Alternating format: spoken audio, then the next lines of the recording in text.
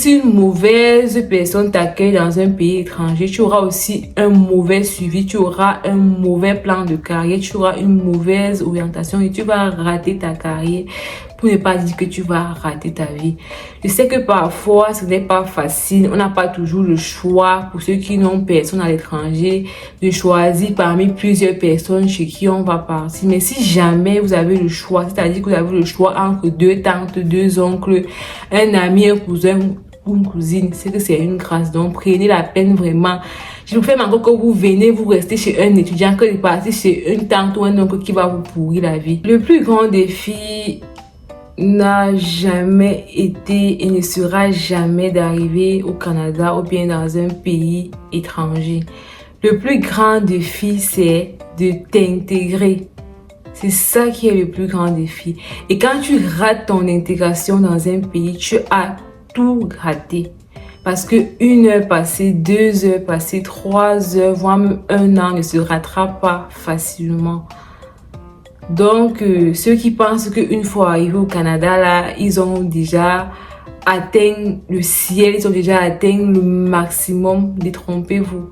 Si une fois ici, vous n'êtes pas entouré de bonnes personnes, vous n'êtes pas bien encadré, vous n'êtes pas bien conseillé, bien orienté, c'est moi vous dire que vous allez tourner en rond presque la majorité de votre temps. Vous allez perdre un temps fou et le temps, ça ne se rattrape pas. Donc, dans cette vidéo aujourd'hui, je vais vous donner quelques astuces pour pouvoir bien préparer non seulement votre arrivée, mais votre insertion au Canada. Même si tu n'es pas pour le Canada, même si tu vas dans un pays étranger, que ce soit la France, la Belgique, l'Allemagne, écoute attentivement cette vidéo parce que ça va te permettre de gagner en année.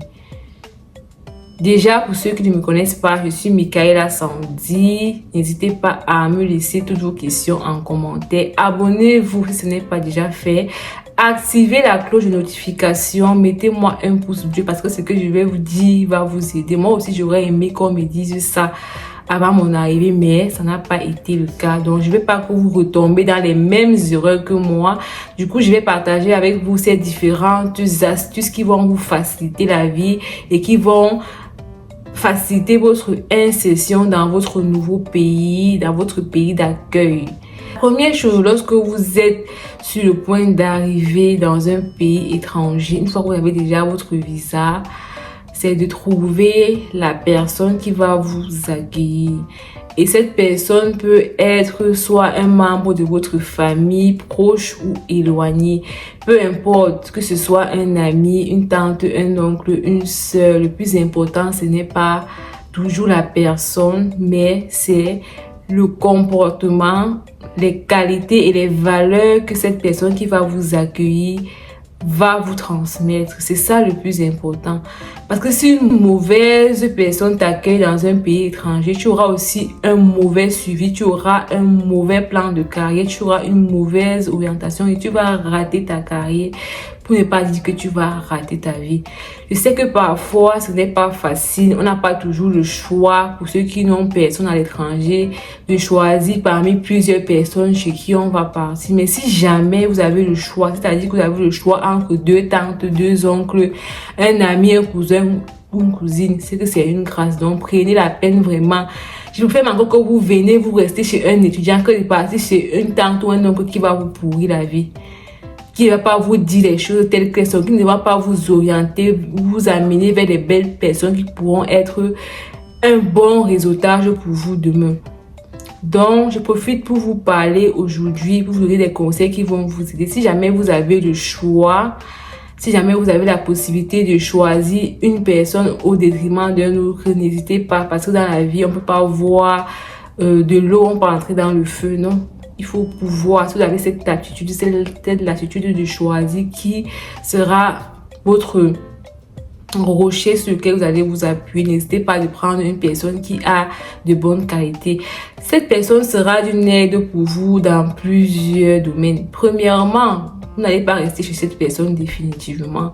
Donc après, il va vous falloir trouver votre propre logement. Et si cette personne ne vous dit pas comment ça se passe, si cette personne ne vous a pas mis dans des groupes, parce que quand vous arrivez ici, il y a des groupes pour nouveaux arrivants. Et ces groupes-là, parfois, on partage des annonces importantes pour vous, que ce soit pour vos études, pour votre recherche du travail et tout. Si vous n'êtes pas dans ces groupes-là, vous ne saurez pas ces informations. Et pour y être, il faut que la personne chez qui vous êtes vous introduise. C'est encore cette même personne qui va vous accompagner pour faire les pièces les plus importantes pour un nouveau arrivant au Canada. Et ces pièces-là sont entre autres votre numéro d'assurance sociale, dépendamment du type de visa avec lequel vous êtes venu. Si vous êtes un étudiant, vous allez prendre un numéro pour les étudiants. Si vous êtes travailleur, il y a un type de numéro pour les travailleurs. Si vous êtes résident permanent, il y a un type de numéro pour les résidents permanents. Donc, cette personne qui va vous accompagner pour votre numéro d'assurance sociale, c'est cette personne qui va vous accompagner pour ouvrir votre premier compte bancaire au Canada. Et vous savez qu'il y a banque et banque. Il y a les banques qui donnent plus d'offres aux étudiants par rapport à d'autres. Il y a des banques qui donnent plus d'offres au Canada, aux travailleurs par rapport à d'autres et ainsi de suite. Si vous n'êtes pas bien orienté, c'est vrai que les banques se valent, mais mieux vaut aller dans une banque qui va vous donner des offres un peu plus spéciales, plus spécifiques par rapport à une autre. Donc, il y a le numéro bancaire. Je l'ai dit, il y a un numéro d'assurance sociale, il y a aussi votre numéro de téléphone. Cette personne qui va vous accompagner, qui va vous permettre d'acheter votre numéro dans telle compagnie au détriment d'une autre compagnie. Et si jamais vous n'êtes pas bien orienté, vous allez peut-être souscrire à des forfaits énormes chez une compagnie. Pourtant, en tant qu'étudiant, il y a des compagnies qui offrent des spécialités, des taux forfaitaires plus bas par rapport à d'autres. Et tout ça, c'est une question d'information. Tout ça, c'est une question d'orientation. Et si vous n'êtes pas bien orienté, vous allez commettre ces erreurs. Et aussi, vous n'êtes pas lié avec une compagnie mobile à vie, vous pouvez souscrire à une compagnie aujourd'hui. Après 6-3 mois, vous souscrivez à une autre personne, ne va vous empêcher. Donc, tout ça aussi, ça compte. C'est la même personne qui, dans un premier temps, pour ceux qui viennent étudier, va vous accompagner pour acheter votre carte de bus. C'est cette même personne qui va vous aider à trouver votre job étudiant. Et si vous voyez que si cette personne est mal intentionnée, ou même vous savez à quoi vous allez vous attendre, vous allez rester à la maison pendant des mois, vous n'allez pas trouver de travail, vous allez dépendre de la personne et vous serez même parfois frustré parce que vous n'allez servir à rien dans la maison. Donc, vraiment, j'insiste dessus. Et quand vous n'êtes pas bien entouré, vous n'allez pas assister à des systèmes de réseautage. Parce que ici, les informations ne se disent pas dans les chaînes de télévision. Vous devez être bien entouré pour pouvoir faire des connaissances, pour pouvoir rencontrer de bonnes personnes, des personnes motivantes, des personnes inspirantes, des modèles qui vont vous permettre, qui vont vous coacher dans vos domaines spécifiques. Et même si ce n'est pas la personne qui vous accueille, ayez l'esprit éveillé. Participez à des conférences. Il y a des conférences qui sont gratuites, il y en a qui sont payantes. Vous pouvez payer une conférence en fonction de vos moyens. Il y en a qui coûtent 10, 20, 30 $. Et lorsque vous partez à ces conférences, vous pouvez rencontrer des personnes qui peuvent être pour vous des sources d'inspiration, qui peuvent être des partenaires d'affaires pour vous demain.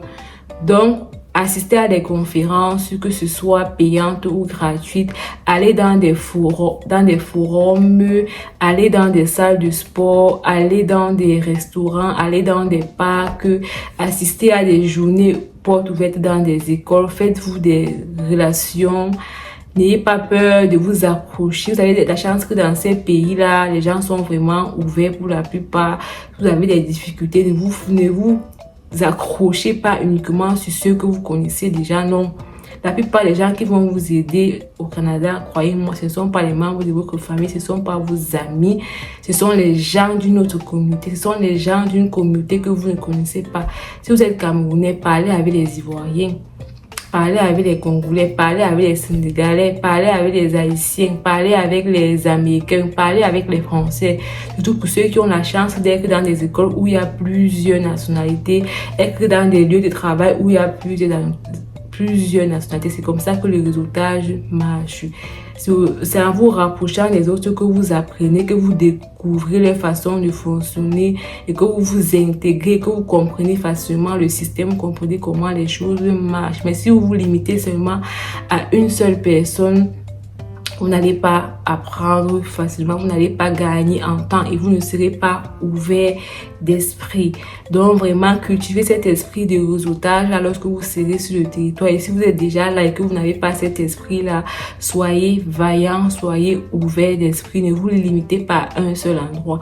Quand vous avez la possibilité voyager, quand vous avez la possibilité marcher, faire des rencontres, c'est ça qui va vous aider à vous développer. C'est en rencontrant des gens qu'on apprend.